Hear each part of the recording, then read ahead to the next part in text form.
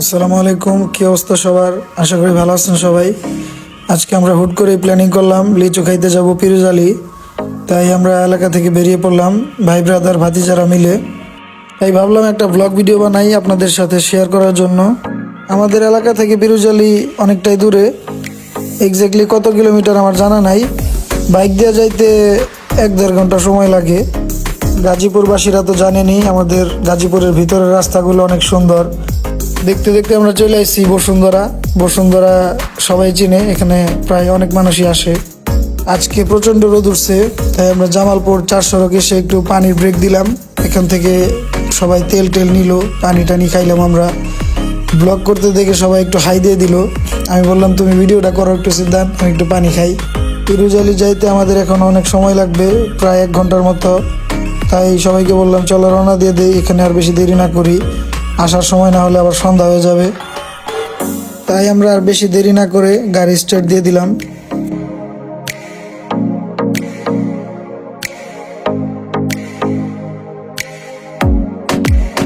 জামালপুর 4 সড়ক থেকে হাতের ডানে মির্জাপুর রাস্তায় ঢুকে গেছি আমরা।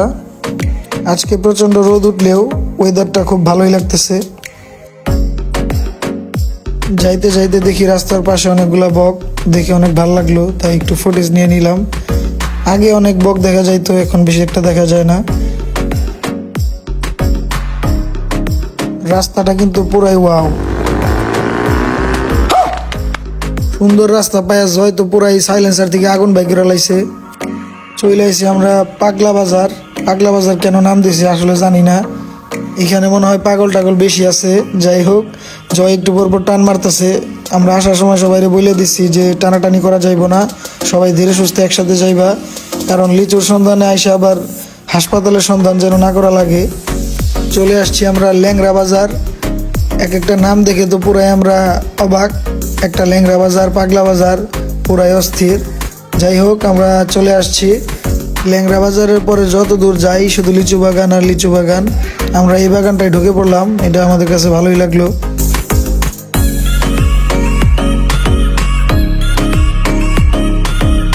তারপর সবাই নিজের গাছ মনে করে হুমানে খাওয়া শুরু করলো। এটা আসলে ঠিক না। চাচা অনেকক্ষণ ধরে দেখতেছে, কিছু কয় না। পরে চাচা আমাকে কইলো ভালো করে, চাচা আপনি গলি গায়ে গোছাইতেছি কিনা খান, এরম করে ছিঁড়েন না। আসিফ অবশ্য প্রথম দিকে কিনতে গেছিল, 100 লিচু 400 টাকা নিছে। অনেক দামাদামি করলাম, কামায় না, 400 টাকা নিচে আর কমায় না। তারপর যে কাহিনী শুরু করছে পোলাপানে, এই ফুটেজটা আর নিতে পারি নাই। অগ কাহিনীর ঠেলায় একজনে খাইয়া টাইনা টুইনা ছিঁড়ে ছবি টবিও তুলবার দেয় নাই, একদম নগদে শেষ করে দিছে। তারপরে আবার আমরা আরো 50টা লিচু নিছি 200 টাকা দিয়ে, ওইটাও খায়া খাওয়া শেষ। একটু ফুটেজ নিতে দিছিল কোনো রকম, তারপরও টান দেয় একটু পরপর একজন নেগা।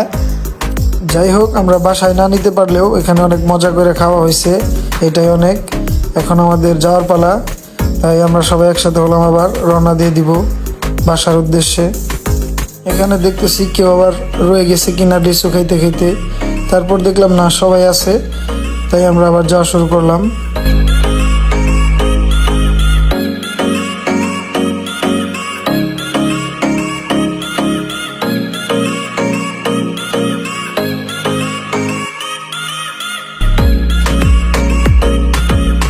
যাওয়ার পথে আবার সেই সুন্দর রাস্তায় চলে এসেছি আমরা।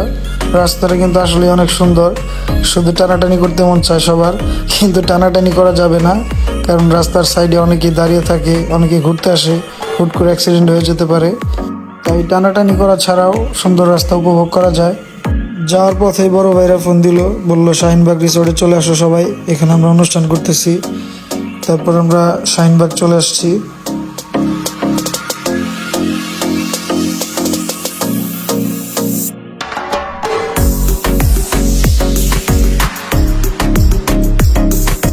আসার পর ভাইরা বসতে বললো, একটু বসলাম, গান শুনলাম একটু।